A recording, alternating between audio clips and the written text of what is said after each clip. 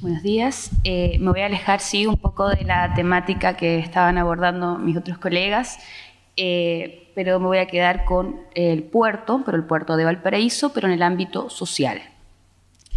El éxito de Valparaíso entre los visitantes europeos se debía, entre otros factores, a las difíciles condiciones que debían enfrentar en el Cabo de Horno, cuyo clima y mar agitado no daban tregua a los viajeros, azotando sus naves y amenazándolas con hacerlas recalar entre los loqueríos de la costa, como muchas veces ocurrió a los navíos menos afortunados. El solo hecho de recalar en una ciudad, por humilde que fuera, era un descanso para el temperamento de cualquier tripulante, sobre todo si tenía un nombre fácilmente interpretable y relacionado con la belleza del paraíso. Comenzó entonces Valparaíso a conformarse como un centro urbano y en torno a la actividad portuaria, y por lo tanto sus habitantes comenzaron a ser regidos por el lenguaje del mar. Una gran cantidad de cargueros de todas las latitudes recalaban en el puerto, lo que le daba aires cosmopolitas a las calles en donde muchas lenguas y dialectos de los distintos idiomas eran pronunciados. El profesor Gilberto Harris nos dice: para algunos era Europa concentrada en una ciudad. Cada viajero, independiente de su nacionalidad, creía descubrir en Valparaíso parte de su patria, o por lo menos encontraba que le resultaba familiar. Hablaban de la pequeña Londres, hablaban que se parecía a Italia, y todos entonces encontraban que Valparaíso tenía algo europeo. Pero no solo en sus calles se veían los acentos extranjeros, también el comercio y las actividades lúdicas se dispusieron en función del recibimiento de los ciudadanos de otras tierras, creciendo significativamente el número de bares y prostíbulos frecuentados por los marineros que necesitaban un relajo, luego de tantas leguas viajadas y tormentas sorteadas en alta mar. Es en este ambiente en donde comienza a forjarse personajes relacionados a la bohemia y por lo tanto entregándole un carácter festivo. El profesor Rodolfo Urbina nos dice: hasta el día de hoy Valparaíso es la ciudad de la bohemia y de las celebraciones. Ahí lo dejamos para que ustedes lo piensen. No se debe olvidar que el aporte cultural de Valparaíso también se encuentra influenciado por el proceso de migración campo-ciudad, propio del periodo de crecimiento industrial y portuario de la zona. Pobladores venidos del interior para buscar en el puerto modo de subsistencia, cuando los campos no eran capaces de absorber el exceso de mano de obra que deambulaba por las haciendas. La población del campo, cuando se estableció en Valparaíso, aportó a la formación del irregular plano de la ciudad, momento del vertiginoso crecimiento de los cerros.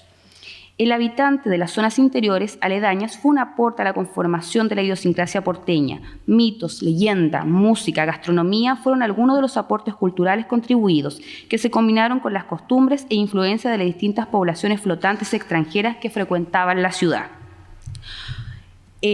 Los vicios del hombre del campo se arraigaron también en el puerto, por lo tanto el porteño tenía afición al alcohol, el juego, las mujeres, además de las pocas costumbres de higiene y ornato. Por mucho que el aporte extranjero se denotara en la construcción de palacetes arquitectónicos imponentes, las calles se encontraban llenas de miseria, conformándose un ambiente propicio para la proliferación de los vicios sociales.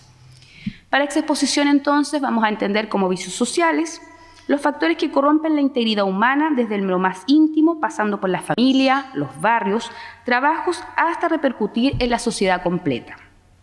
No podemos culpar a la clase obrera de los vicios sociales, tampoco a los políticos. Sin embargo, hay elementos que en manos de ambos estaban y no los atendieron como correspondía, hasta que fue demasiado tarde y los vicios instauraron una costumbre más en lo más profundo de nuestra sociedad y lamentablemente comenzaron a corroer los cimientos sociales en donde la estructura es más débil, en los hogares de los pobres, que eran atracción para cada uno de los males.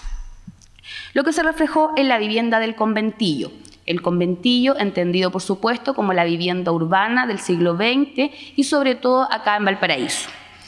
La mala habitación genera automáticamente la desorganización de la familia, que quiere decir alcoholismo, tuberculosis, prostitución, infancia abandonada, crimen y mendicidad, entre otros, para terminar de desintegrar las familias porteñas de principio del siglo XX. El alcoholismo ha sido uno de los vicios sociales desde los primeros albores de la patria. Ha acompañado al pobre en su desgracia. La tierra de Chile es bendecida con la producción de uno de los vinos más gratos del mundo. Sin embargo, también se producen vinos de inferior calidad, los que desde siempre han sido distribuidos a los ciudadanos de menores recursos, gracias a su bajo precio. Tomando como referencia esta realidad, junto con los vacíos educacionales y la influencia ambiental, podemos concluir que es inevitable que gran parte de los habitantes de los conventillos terminaran sumidos en el vicio del alcoholismo, no existiendo mesura en la ingesta, tanto en la cantidad como en la influencia, como en la frecuencia. El alcoholismo era un mal que comenzaba a muy temprana edad. Los niños que habían abandonado las escuelas en pos del trabajo disponían de los pocos pesos que ganaban, eran capaces de obtener varias botellas de vino a cambio de un día de trabajo, que junto con las conductas imprudentes de todo adolescente formaba la dualidad perfecta para el comienzo del consumo irresponsable de alcohol. La poca instrucción de los pobres mantenía una venda en los ojos del incipiente alcoholismo, pues no le permite darse cuenta de los daños que le causa el alcohol en el organismo, en la persona y en la sociedad. La ingesta temprana de alcohol termina con el consecuente desgaste orgánico interno y externo, lo que lleva al alcoholismo, a la inhabilidad permanente o a la muerte prematura. Era muy común los casos clínicos de cirrosis hepática en individuos jóvenes que dejaban familias sin jefes de hogar, dejándolas al desamparo de la orfandad.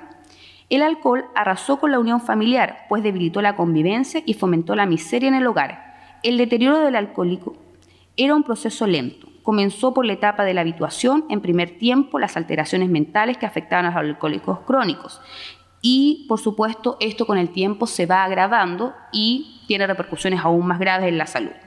Desde el punto de vista económico, devastaba la economía familiar, pues se debía pagar cada semana o mes, sufriendo día por día una desgracia para abastecer las bocas hambrientas de los niños y medio engañar el estómago propio y el de su esposa. Además de la incertidumbre del mañana, si habrá trabajo o no habrá. En fin, no es extraño en tales condiciones que la moral del individuo mejor dispuesto se derrumbe y busque en el vicio del alcoholismo olvido para suerte tan insoportable, dejando en claro que el sufrimiento no era solo el alcoholismo, sino toda su familia, quien debía postergar sus necesidades más básicas por culpa de la botella. El alcoholismo también era uno de los factores de ausencia laboral y, por tanto, el cese de actividades remuneradas, lo que terminaba por la consiguiente colapso de la situación financiera familiar. Esto ocurría pues en las cantinas y depósitos de alcoholes encontraba una excelente clientela en los pobres, quienes, agobiados por su situación, eran atraídos por el magnetismo natural de estos sucuchos. La cantina tiene atractivos poderosos para una mente rutinaria. Ahí están los amigos, la música atronadora del jazz y la condescendiente sonrisa de las mesoneras, factor que hacía una cantina mucho más atractivo que la aceptación de la realidad al llegar al cuarto del conventillo, en donde se encontraba la concentración de la miseria. La dualidad entre pobreza y alcohol era inducida tanto por la falta de educación como por los comerciantes, quienes veían un riquísimo mercado entre los asalariados. Sucede con las fábricas, cita la revista Zigzag. Si un ciudadano establece una industria en un barrio cualquiera, como por encanto de pocas semanas, en la esquina más próxima se instalará un bar, pues la falta de cultura asegura las ganancias para el dueño de la taberna, quien muchas veces se quedará con el salario íntegro del obrero. Pero también en muchos conventillos se ubicaban tabernas clandestinas destinadas a captar las pocas monedas del salario del jefe de hogar.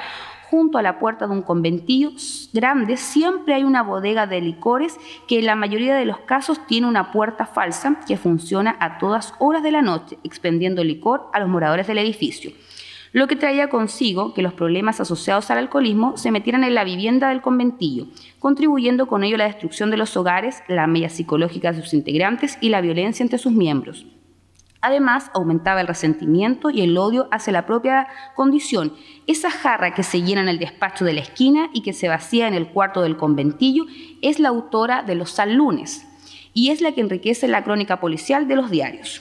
Y así tenemos varias fuentes de la revista Suceso y de la revista Zigzag, donde dan cuenta de las riñas y peleas y conflictos que ocasionaba el alcohol en los conventillos en Valparaíso. La discusión parlamentaria también influyó el alcoholismo. Y vemos entonces una cita del Parlamento de la Cámara de Diputados del 1 de julio de 1930. Dice: la escasa o nula educación moral que recibe nuestro pueblo es otra causal importantísima del desarrollo de la ebriedad, infiltrando el vicio como hábito social. Y por supuesto ahí se explaya explicando qué es el vicio social y cómo este afecta sobre todo a las clases más desposeídas. Si bien el problema país de la clase obrera se puso en el tapete de la discusión política, Poco se hizo para mejorar esta situación, instaurando penalidades para los consumidores como la suspensión de licencias de conducir o la declaración de inhabilidad para el individuo para manejar vehículos y máquinas pesadas en el caso de ser alcohólico.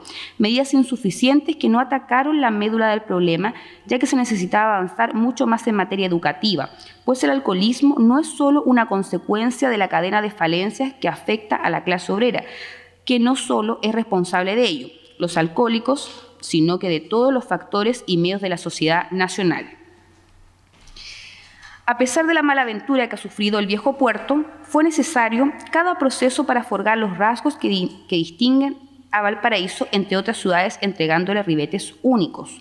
A pesar de las vidas que se quedaron por siempre en los cuartos de conventillos atrapados por el alcohol, estas situaciones forjaron la personalidad del habitante porteño. La resignación frente a los males que esta forma de vivienda social implicaba, el conventillo, marcó la idiosincrasia porteña y es rasgo hasta el día de hoy de la capacidad que tiene la gente de Valparaíso de sobreponerse a los reveses de la suerte. Y una vez más lo vemos en el caso puntual de este año con el tema del incendio, donde nuevamente Valparaíso va a tener que ponerse de pie. Bien, eso es todo.